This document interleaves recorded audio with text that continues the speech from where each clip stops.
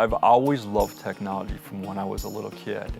And it's changing so fast that you never know what it's going to look like. From the days where I started computer science with these huge mainframes, things are going to be changing so fast over the next 5 years or less. Once we go into different areas of technology like 5G, streaming, the way that we learn. You could be out in a rural area like in Alaska and be able to do the same thing that we're learning here. After high school, I went to University of Wisconsin-Madison, and I studied there for a couple of years, and I actually changed fields quite a bit. I changed from physics and ended up going more into applied mathematics and computer science, actually. Growing up in a small town of Rapids, and then being thrust into a dorm of 13 floors with 50,000 students.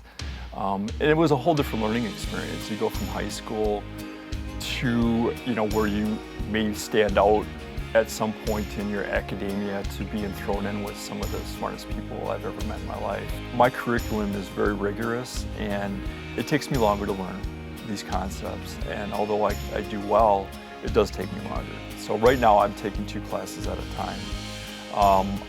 I prefer one-on-one, face-to-face, and some of my classes are virtual as well, so it's a good mix. When I first began, there was a lot of fear and anxiety, especially, can I do this again? It's changed so much. Even though I had the experiences in computer science 30 years ago, we're not using any of that kind of technology anymore. So a lot of it can be ridden with anxiety, but I really feel comfortable always asking for help, be it a peer, an instructor, and the people here are always willing to help. Sometimes you have to take a risk or a chance and try something different, and that's the story of my life. And I've had a lot of wonderful adventures, and this is part of it too. And sometimes, even if you might not know where it's going to end, you have to feel it's a visceral thing for me. I've always wanted to do this, and here I am.